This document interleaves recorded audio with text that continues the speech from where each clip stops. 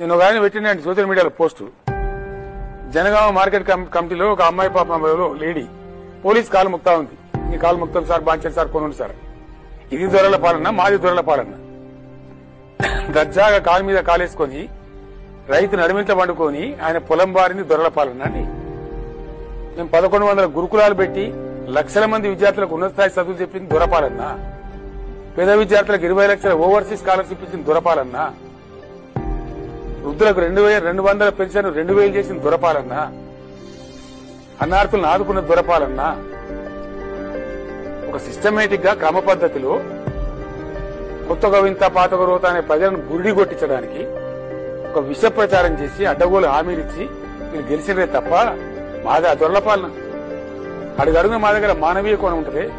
ప్రతిరోజు సాయంత్రం నా టేబుల్ మీద ఉండేది రిపోర్టు.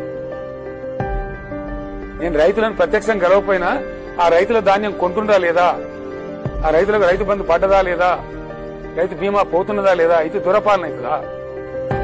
కరెంట్ ఇస్తున్నారా లేదా, మోటార్లు నడుస్తున్నాయా లేవా, పొద్దున మధ్యాహ్నం సాయంత్రం మానిటర్ చేసిన ముఖ్యమంత్రి దొరనా? కడుపు నిండా కరెంట్ ఇచ్చిన ముఖ్యమంత్రి దొరనా? ఇలా కరెంట్ ఎగవేసే ముఖ్యమంత్రి ఏమో ప్రజాపాలన. ప్రజలు నిర్ణయించాలి కళ్ళు. తెలుసాలా? Download ShareChat.